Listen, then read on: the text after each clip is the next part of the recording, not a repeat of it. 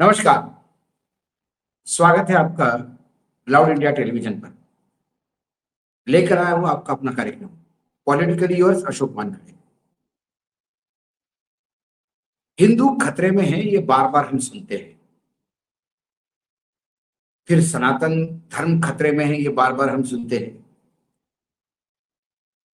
इस प्राचीनतम धर्म और परंपरा को कई आक्रांता आए और गए। कुछ लोग सालों रहे, मुगल सालों रहे, लेकिन हिंदू धर्म बचा रहा। अंग्रेज सालों रहे, हिंदू धर्म बचा रहा। जिन्हें बार बार तथाकथित अंधभक्त हिंदू विरोधी कहते हैं, वो कांग्रेस भी 60 साल तक सत्ता में रही आजादी के बाद, लेकिन हिंदू धर्म बचा रहा। 2014 में नरेंद्र मोदी सत्ता में आए, जो हिंदुत्व का ध्वजवाहक अपने आप को कहलाते थे। और जब से वो आए हैं सत्ता में 2014 से लेकर अब 2026 में है, हम हिंदू धर्म लगातार खतरे में बताया जा रहा है। क्यों? और वाकई हिंदू धर्म खतरे में है तो किन से? या हिंदू धर्म खतरे में है ये बोल बोलकर समस्त हिंदुओं को इकट्ठा कर उस पर राजनीतिक रोटी सेकने का प्रयास भाजपा कर रही है क्या?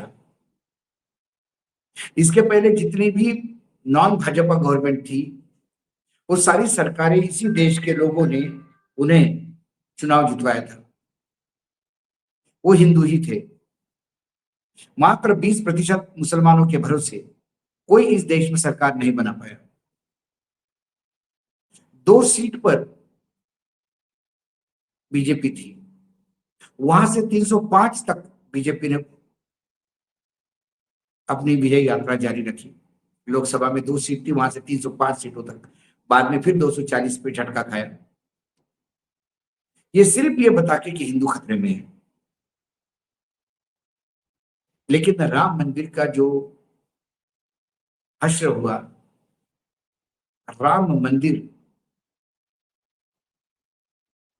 के निर्माण का जो संघर्ष चला, और वो जो ढांचा, चाहे उसको मस्जिद कहो या मंदिर कहो, जो भी कहो, जब वो गिराया गया, तब यही संघ वाले और भाजपा वाले लगातार कोर्ट में गवाही दे रहे थे कि साहब वो हमने नहीं गिराया, उन्माद करने वाले लोग गिरा रहे थे।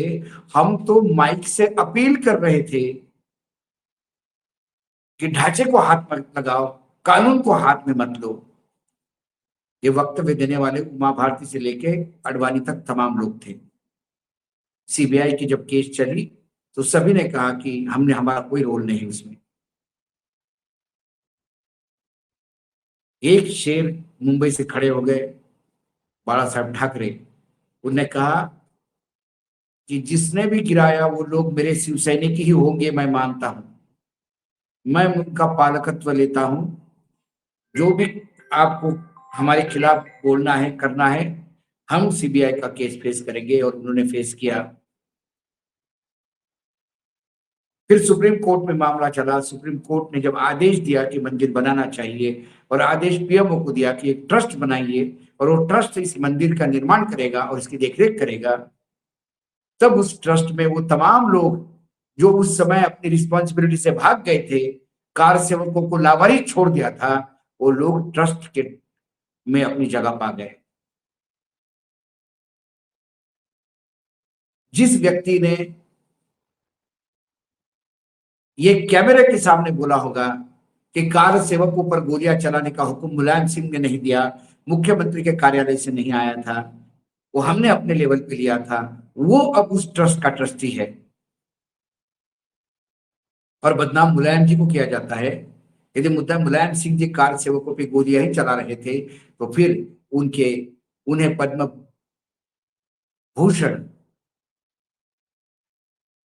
क्या इसीलिए दिए गए थे? झूठ, झूठ और झूठ के सिवा कुछ नहीं। और इन झूठों के हाथ में जब सत्यवचनी राम का काम आ जाता है तो वो बिगाड़ नहीं था।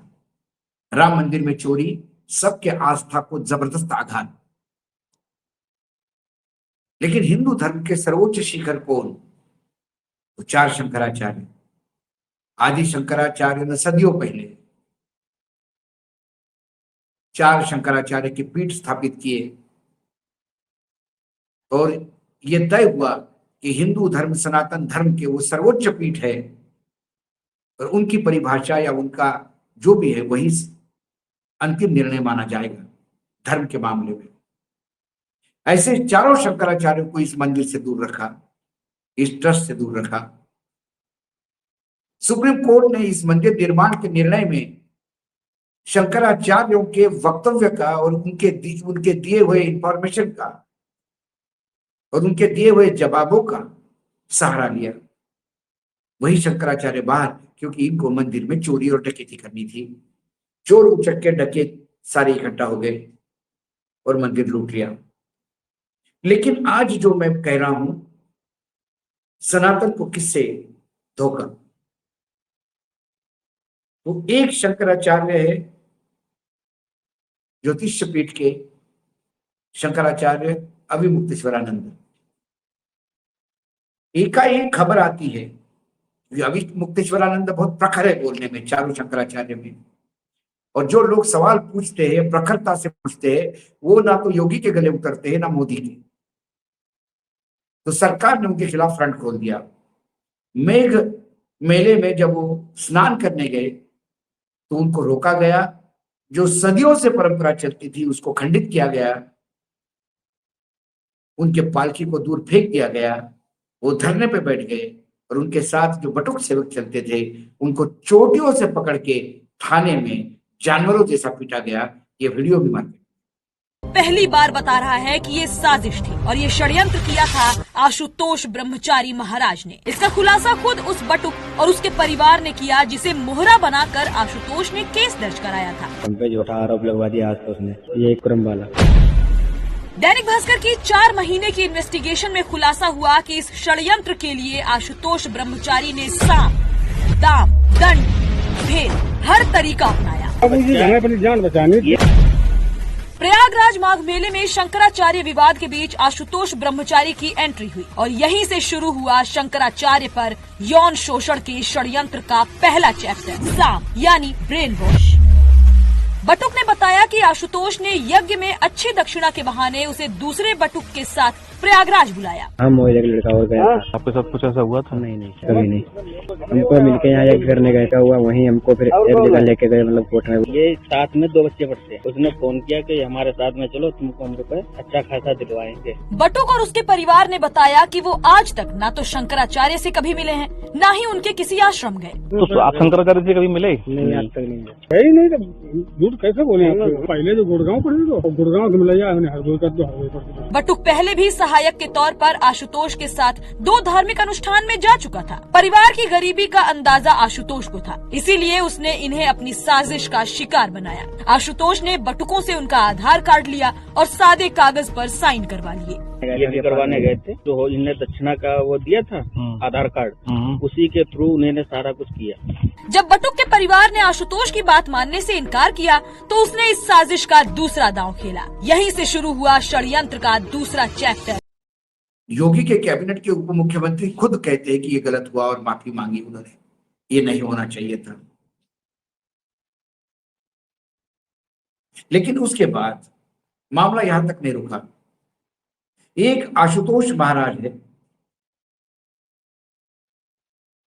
उस आशुतोष महाराज ने पुलिस में कंप्लेंट की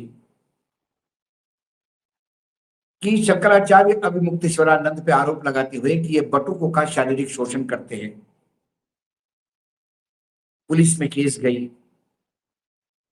और जब पुलिस में केस गई तो फिर वहां पर एफआईआर दर्ज हुई। ये जो आशुतोष महाराज है ये बटुकों को लेकर प्रेस कॉन्फ्रेंस करते रहे, फूट फूट के रोते रहे। कसम राम की इनको फिल्म इंडस्ट्री में होना चाहिए था। और ये बटुकों के शोषण के लेकर बहुत आहत दिखाई दे रहे थे। ये वैसे जगत गुरु तथा कथित जगत गुरु राम भद्राचार्य के शिष्य कहलाते हैं। मैं तथाकथित इसलिए कहता हूं कि जगत गुरु कभी षड्यंत्र नहीं रचते। लेकिन दैनिक भास्कर ने स्टिंग ऑपरेशन किया और इस स्टिंग ऑपरेशन में जो आरोप लगाए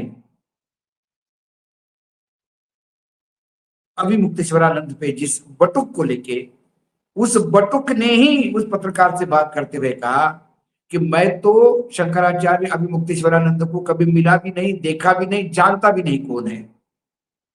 मेरा तो खाली ब्लैंक पेपर पे साइन करवा लिया आशुतोष महाराज ने, और हमें बोला मथुरा में तुमको एक मकान देंगे और कुछ पैसे भी देने की बात की। उस लालच में आके हम वो जो बोलते गए वो उसमें हाँ में हाँ मिलाते गए। लेकिन एक केस इतना बड़ा हो गया कि अभी हमको डर लगने लगा है।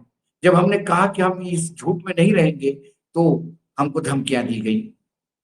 ये स्टिंग ऑपरेशन आके से ही पूरा गोदी मीडिया का वो पामिलियन एंकर और एंकरनियों का झुंड जो अभिमुक्तेश्वरानंद पर टूट पड़ा था, भारतीय जनता पार्टी के तमाम स्पोक्स पर्सन जो उन्हें व्यभिचारी करार कर रहे थे, आज बिल में घुस गया है, कोई बोलने को तैयार नहीं। सचिन गुप्ता का एक ट्वीट है, स्वामी अभिमुक्तेश्वरानंद सरस्वती पर लगे कुकर्म के आरोप पर दैनिक भास्कर ने इन्वेस्टिगेटिव रिपोर्ट पब्लिश की है। इसमें आरोप लगाने वाले बटुक ने स्पष्ट कहा कि वह स्वामी अभिमुक्तेश्वरानंद को नहीं जानता। आशुतोष महाराज ने कोरे कागज पर बटुक के हस्ताक्षर कराए थे। मथुरा में मकान देने का लालच देकर कोर्ट में बटुक से झूठे बयान करवाए थे। अब आप मुझे बताइए कि हिंदू धर्म को, सनातन धर्म को कौन बदनाम कर रहे हैं और सनातन धर्म किससे खतरे में है? तथाकथित फ्रॉड जगत गुरु रामभद्राचार्य से, आशुतोष तथाकथित महाराज से, चंपत राय से जिन्होंने चंपत कर दिया पूरा चंदा, पीएमओ से या संघ से जिनके चेले इस ट्रस्ट में बैठे और लूट कर रहे थे। ये सवाल मैं दर्शकों को भी छोड़ता हूं कि हिंदू धर्म किससे खतरे में है। हिंदू धर्म किसी आक्रांताओं से नहीं, किसके दूसरे धर्म से खतरे में नहीं है। हिंदू धर्म यदि खतरे में है तो इन्हीं हिंदू धर्म के तथाकथित ठेकेदारों से जो धर्म को धंधा बना के लूट रहे हैं। आज पॉलिटिकल यूर्स में इतना ही। फिर आता हूं किसी विषय के साथ, तब तक के लिए नमस्कार। देखते रहिएगा लाउड इंडिया टीवी।